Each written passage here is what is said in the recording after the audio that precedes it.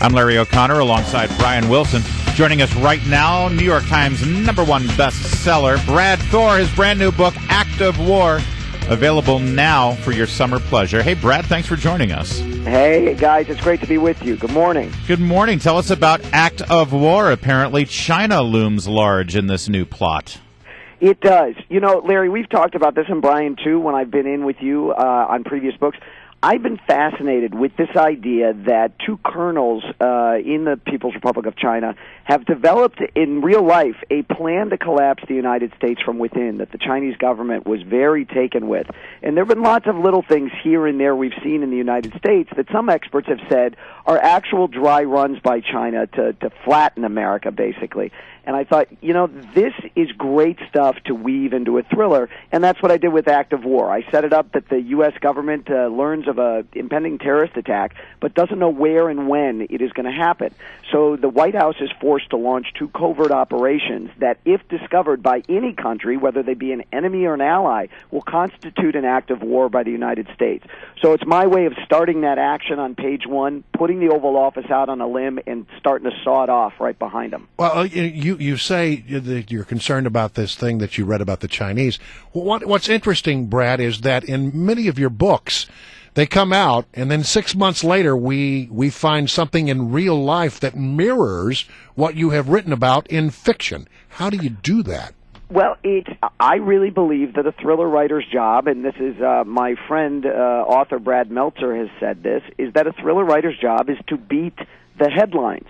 And I really believe that's our job as thriller writers.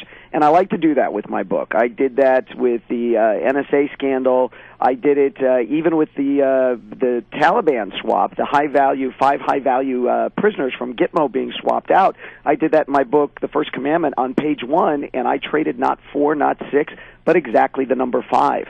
So that's part of the fun of writing these books, and it's also one of the biggest challenges. It's nice when stuff comes true, but it takes a lot of work to peer over the horizon and predict what might be coming. Brad Thor, we were just talking about your books the other day, sitting around here at WMAL, and we were all remarking how cinematic they are, how they all feel like a movie as you're reading them.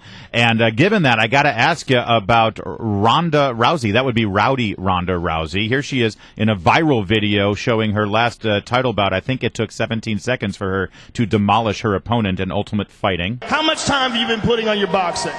I box 6 days a week, and I grapple and wrestle 4 days a week altogether, so I have more to catch up on my striking, so I do that the most. Boxing 6 days a week, grappling and wrestling 4 days. That sounds like one of your female special agents from the Athena Project. Is it going to happen? Is she going to be in the movie? Absolutely. Warner Brothers bought one of my novels called The Athena Project for Ronda, and they've just picked a screenwriter named Ashley Powell, and they are now actively searching for a director. And I was texting with Ronda before her last fight where she knocked out her opponent in 16 seconds, and I said, Ronda, looks like we got a great screenwriter. And she said, yep. She said, I'm going to go to Vegas, and I'm going to beat this chick down, and then we're going to make the best action movie franchise the United States and the world have ever seen. So think this is beautiful symmetry here, because earlier we revealed the fact that Marvel Comics is now turning the superhero Thor into a woman, and now you, Brad Thor, your first big feature film is going to feature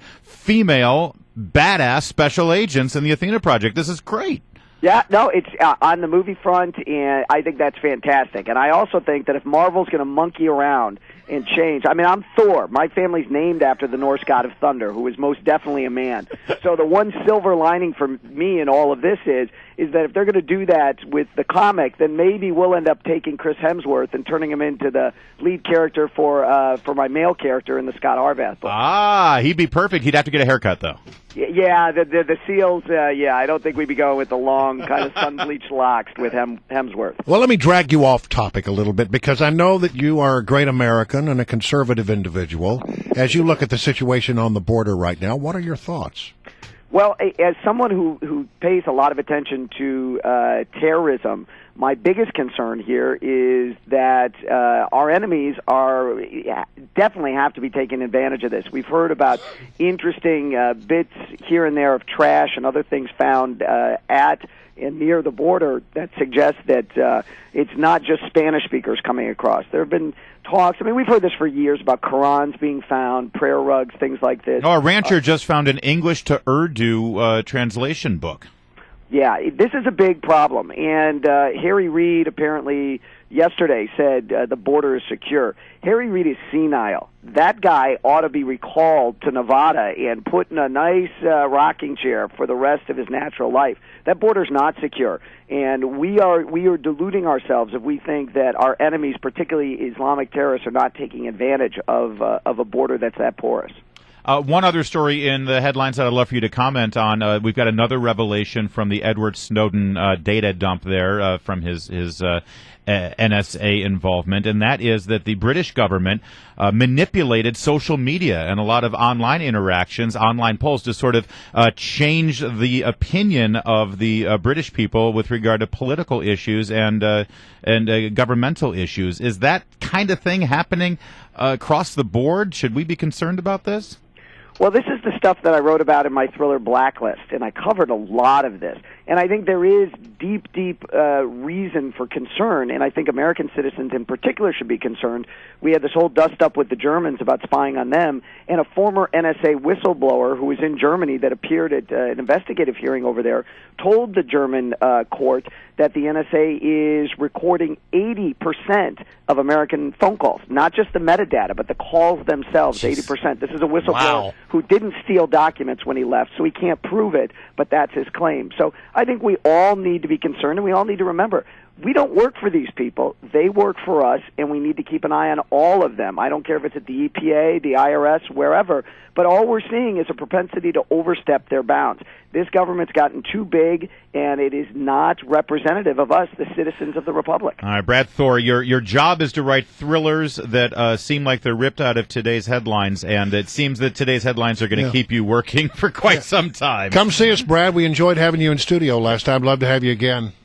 Would love to come back, guys. I love your show. Say hello to Bill Thompson, one of the biggest book lovers I've ever met, and I'll see you soon. I will. Act of War is the book. Grab it now. Thanks, Brad Thor. Thank you.